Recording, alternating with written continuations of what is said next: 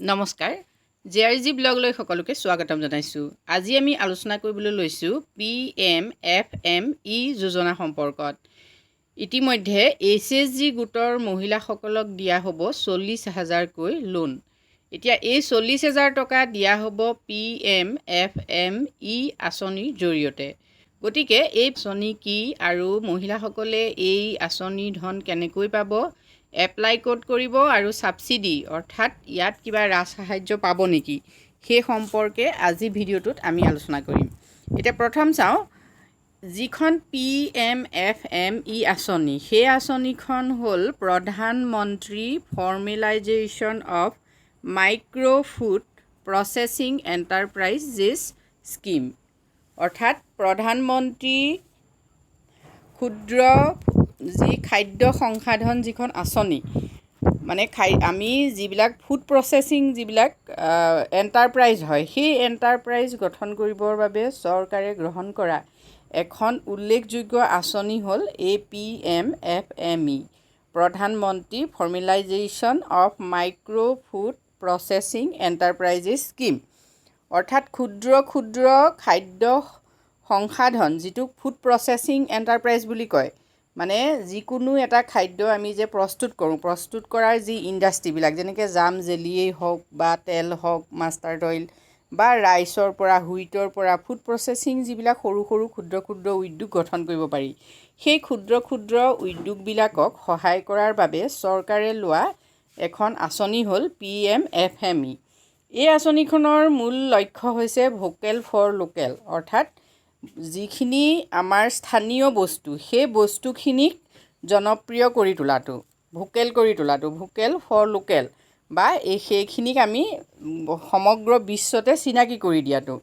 এতিয়া ইয়াৰ আৰু এটা মূল লক্ষ্য হ'ল, সেইটো হ'ল মেকিং ইণ্ডিয়া আত্মনিৰ্ভৰ ইন ফুড প্ৰচেছিং, অৰ্থাৎ খাদ্য সংসাধনৰ ক্ষেত্ৰত আমাৰ ভাৰতবৰ্ষক আত্মনিৰ্ভৰ কৰি তোলাটো হ'ল এই আঁচনিখনৰ মূল উদ্দেশ্য।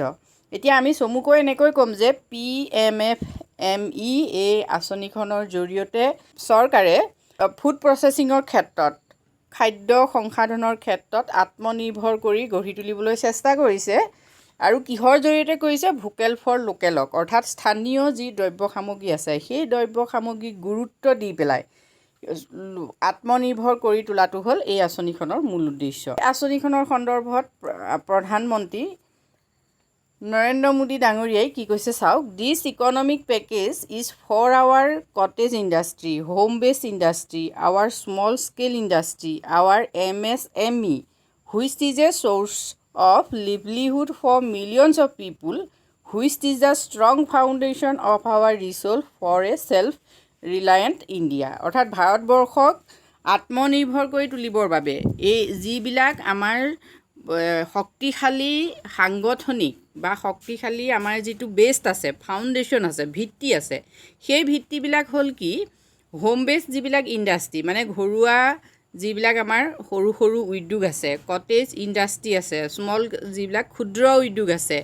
আৰু আমাৰ যিবিলাক মাইক্ৰ' স্মল মিডিয়াম এণ্টাৰপ্ৰাইজ আছে, সেইবিলাক হ'ল আমাৰ জীৱন ধাৰণৰ এটা হৈছে গুৰুত্বপূৰ্ণ অংশ, মানে যিবিলাকৰ জৰিয়তে আমি কি কৰিব পাৰোঁ, আত্মনিৰ্ভৰ হ'বলৈ চেষ্টা কৰিব পাৰোঁ। গতিকে সেই সকলোখিনিক কি হৈছে, আগবঢ়াই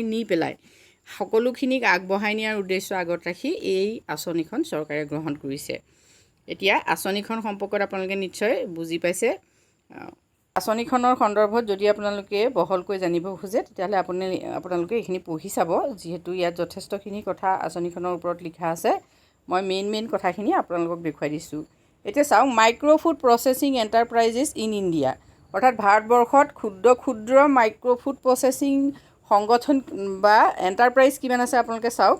number of food processing enterprises in unorganised sector. এতিয়া মনত ৰাখিব যে আমাৰ অৰ্থনীতিত দুটা খণ্ড থাকে, এটা হ'ল অৰ্গেনাইজ ছেক্টৰ, যিটোত কি হৈছে চৰকাৰী খণ্ড বুলি আমি ক'ব পাৰোঁ, যিটোত সাধাৰণতে শ্ৰমিকসকল সংঘবদ্ধ হৈ থাকে, আৰু এটা হ'ল আনঅৰ্গেনাইজ ছেক্টৰ। এই আনঅৰ্গেনাইজ ছেক্টৰটোত কি হয়, মানুহে ব্যক্তিগতভাৱে বিভিন্ন ধৰণৰ কাম কৰি থাকে, যিবিলাক লেবাৰ অৰ্গেনাইজ হৈ নাথাকে। এই আনঅৰ্গেনাইজ ছেক্টৰত কি আছে, 25 লাখ ফুড প্ৰচেছিং এণ্টাৰপ্ৰাইজ আছে। কথাটো মন কৰিব যে মানে অৰ্গেনাইজ হৈ থকা নাই, সংগঠিত নহয়, অসংগঠিতভাৱে কি আছে ভাৰতবৰ্ষত 25 লাখ ফুড প্ৰচেছিং এণ্টাৰপ্ৰাইজ আছে। নেক্সট আহিলে পাৰ্চেণ্টেজ চাওক, percentage contribution of micro' enterprises to employment in food processing. এতিয়া এই যিবিলাক মাইক্ৰ' এণ্টাৰপ্ৰাইজেছ আছে সেই এণ্টাৰপ্ৰাইজেছবিলাকে 74% কি কৰিছে, এই যিটো উদ্যোগ তাত এমপ্লয়মেণ্টৰ সুবিধা দিছে। এইটো অলপ ডাঙৰ কথা নহয়, যিহেতু 74% মানুহ ক'ত জড়িত হৈ আছে, এই সৰু সৰু মাইক্ৰ' এণ্টাৰপ্ৰাইজবিলাকত। নেক্সট আহিলে percentage of micro' enterprises located in rural areas, অৰ্থাৎ আমাৰ যিবিলাক গ্ৰাম্য অঞ্চল সেই গ্ৰাম্য অঞ্চলবিলাকত কিমান মাইক্ৰ' এণ্টাৰপ্ৰাইজেছ আছে চাওক, ক্ষুদ্ৰ উদ্যোগ মানে ফুড প্ৰচেছিঙৰ ক্ষুদ্ৰ উদ্যোগ কিমান আছে চাওক, 66%। অৰ্থাৎ এই মাইক্ৰ' প্ৰচেছিং যিবিলাক উদ্যোগ হয় বা মাইক্ৰ' যিবিলাক এণ্টাৰপ্ৰাইজেছ হয় সেইবিলাক বেছিকৈ ক'ত আমি দেখিলোঁ, 66% আছে ৰুৰেল এৰিয়াত। নেক্সট চাওক percentage share of best micro' enterprises. এতিয়া এই মাইক্ৰ' এণ্টাৰপ্ৰাইজেছবিলাকৰ ওপৰত ফেমিলি বেছড মাইক্ৰ' এণ্টাৰপ্ৰাইজেছ চাওক, percentage share of family based micro' enterprises মানে ফেমিলি বেছড মাইক্ৰ' এণ্টাৰপ্ৰাইজেছৰ যিটো অংশ কিমান অংশ সেইটো চাওক, 80%।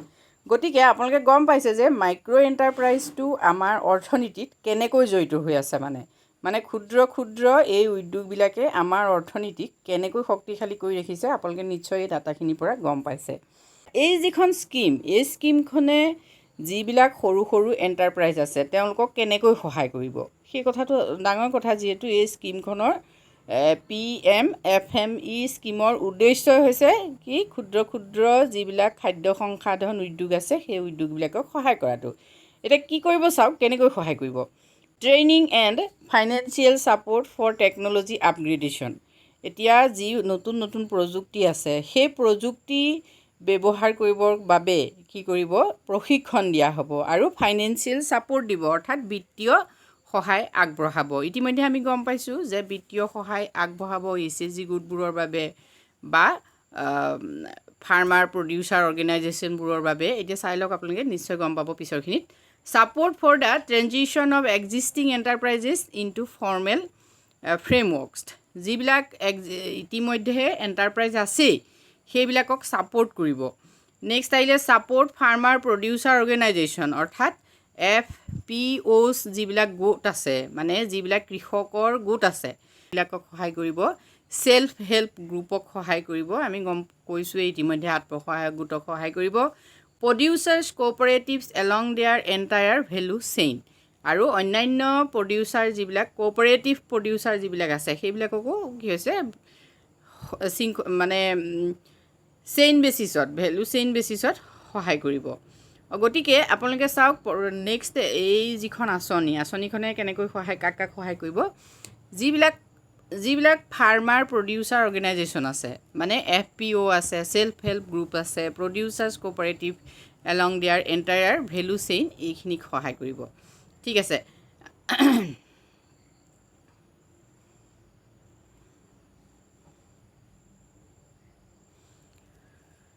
নেক্সট আহিলে এই স্কীমখনে কাক সহায় কৰিব। প্ৰথমতে আমি দেখিলোঁ যে এণ্টাৰপ্ৰাইজখিনিক তেওঁলোকে কি কৰিব।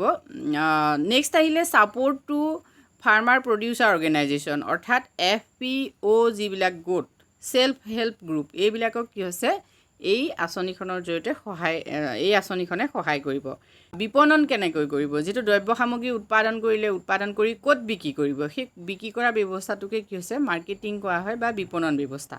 এতিয়া সেই বিপণন ব্যৱস্থাৰ ক্ষেত্ৰত কি কৰিব, এই স্কীমখনৰ জৰিয়তে সহায় কৰা হ'ব। এই স্কীমখন বিশেষকৈ 5 বছৰৰ কাৰণে লোৱা হৈছে। 2020ত এই স্কীমৰ কাম আৰম্ভ কৰা হৈছে আৰু 2024-25লৈকে কি হৈছে স্কীমখনৰ টাৰ্গেট লোৱা হৈছে। এতিয়া এই স্কীমখনৰ জৰিয়তে চৰকাৰে খৰচ কৰিছে 10,000 crore, অৰ্থাৎ ইয়াৰ মুঠ মানে এইখন স্কীমৰ জৰিয়তে চৰকাৰে খৰচ কৰিব কিমান, 10,000 কোটি টকা। এতিয়া the main theme of the scheme is the one district one product. এইটো মন কৰিব, এখন ডিষ্ট্ৰিক্টত কি হৈছে, এখন ডিষ্ট্ৰিক্ট মানে চিনাক্ত কৰা হ'ব এটা প্ৰডাক্টৰ নামেৰে, এটা প্ৰডাক্টৰ বাবে এখন ডিষ্ট্ৰিক্ট চিনাক্ত হৈ থাকিব। এতিয়া এইটো হ'ল ইয়াৰ মূল slogan. One district one product যিটো ষ্ট্ৰেটেজি হয়, অৰ্থাৎ এখন জিলা এটা দ্ৰব্যৰ যি কৌশল, সেই কৌশলৰ ক্ষেত্ৰত কিছু কথা আপোনালোকে জনাটো ভাল হ'ব। যিহেতু ভাৰতবৰ্ষত কি হৈছে 707টা ডিষ্ট্ৰিক্ট আছে।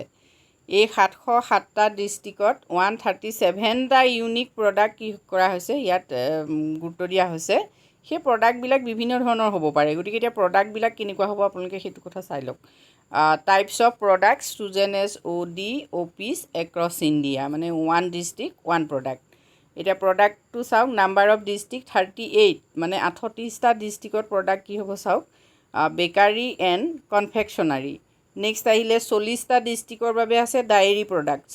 41টা ডিষ্ট্ৰিক্টৰ বাবে আছে ফেটছ এণ্ড অইল চিডছ। 29টা ডিষ্ট্ৰিক্টৰ বাবে আছে fish and marine products. Next আহিলে 299টা ডিষ্ট্ৰিক্টৰ বাবে আছে ফ্ৰুইটছ এণ্ড ভেজিটেবলছ। আৰু 86টা ডিষ্ট্ৰিক্টৰ বাবে গ্ৰেইন প্ৰচেছিং। 7টা ডিষ্ট্ৰিক্টৰ বাবে আছে মিট এণ্ড পলিটাৰী প্ৰচেছিং। 46টা ডিষ্ট্ৰিক্টৰ বাবে আছে মাইনৰ ফৰেষ্ট প্ৰডিউচ। নেক্সট আহিলে 121টা ডিষ্ট্ৰিক্টৰ বাবে আছে স্পেচিছ এণ্ড প্লেণ্টেশ্যন ক্ৰপছ। গতিকে এইখিনিয়ে হ'ল গুৰুত্বপূৰ্ণ। কোনটো ডিষ্ট্ৰিক্টৰ বাবে কি প্ৰডাক্ট লোৱা হৈছে সেইটো যদি আপোনালোকে চাব খোজে, তেতিয়াহ'লে আপোনালোকে কি কৰিব পাৰে, এই যিটো আপোনালোকে ৱেবছাইট দেখিছে https://odop.mofpi.gov.in/odop, এইটোত গৈ পেলাই আপোনালোকে চাব পাৰে যে এতিয়া আপোনাৰ নিজৰ ডিষ্ট্ৰিক্টটোৰ বাবে প্ৰডাক্ট কি নিৰ্বাচন কৰিছে। ঠিক আছে, যিহেতু 40,000কৈ টকা ইতিমধ্যে SHG গোটবিলাকক দিব, সেই কথা মই প্ৰথমেই কৈছোঁ। আৰু তেওঁলোকক 35% ছাবচিডি দিব। 35% ছাবচিডিত 14,000 টকা তেখেতসকলে কি হ'ব, ঘূৰাই দিব নালাগে, সেইখিনি টকা ঘূৰাই দিলেই হ'ব। অৰ্থাৎ 26,000 টকা গোটবিলাকে ঘূৰাই দিব লাগিব আৰু তেখেতসকলে 14,000 ছাবচিডি পাব। গতিকে আজিৰ ভিডিঅ'টোত আমি ইমানখিনি কথাই আলোচনা কৰিছোঁ। যিবিলাক গোটে ইতিমধ্যে 40,000 টকাৰ বাবে আবেদন কৰিছে, তেখেতসকলে অতি সোনকালে নিশ্চয় এই পইচাখিনি পাব। আৰু যিবিলাকে কৰা নাই এতিয়াও, তেখেতসকলে অতি সোনকালে এপ্লাই কৰক।